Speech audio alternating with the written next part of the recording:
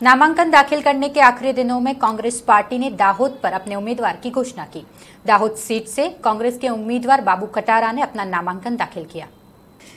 आखिरी पलों में दाहोद सीट से कांग्रेस उम्मीदवार का सस्पेंस हटाकर कांग्रेस पक्ष ने दाहोद सीट से 9 जितने दावेदारों को पीछे छोड़कर बाबूभाई कटारा को टिकट दिया।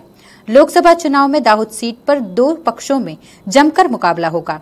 टिकट मिलने पर बाबू कटारा ने विशाल जनसभा को संबोधित करते हुए 3 लाख से ज्यादा मतों से जीतने का विश्वास दिखाया था और यह भी कहा कि कोई मुकाबला नहीं है, कांग्रेस की जीत पक्की है। दाहोद के छापरी में स्थित कलेक्टर कचहरी में आज अपना नामांकन दाखिल किया। उसके साथ गुजरात कांग्रेस के अशोक पंजाबी, जिला प्रभारी नारायण राठवा, विधायक वजय सिंह पणदा, माजी सांसद प्रभा तावियाड़, विधायक चंद्रिका बारिया, जिला प्रमुख किरीट पटेल, माजी विधायक ललित पटेल और माजी सांसद संभाजी डामोर भी उपस्थित रहे थे। सर ऊपर आ जाओ।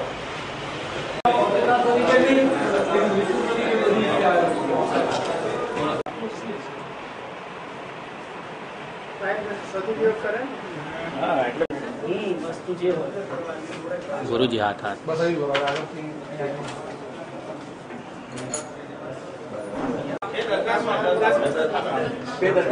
करना तो है पची आवे 5 सिवाय नहीं। चल भाई 5 जणा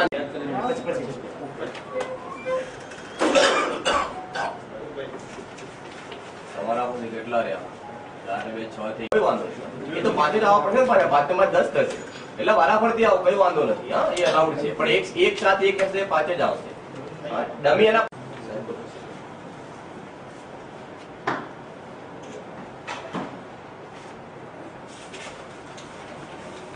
અહીંયા જોજો સાહેબ, એક મિનિટ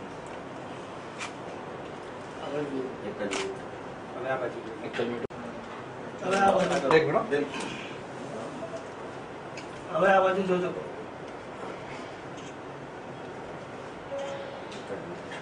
આજે ઉમેદવાર કયો નંબર છે? બીજો। આપણો નંબર 10 અને 11।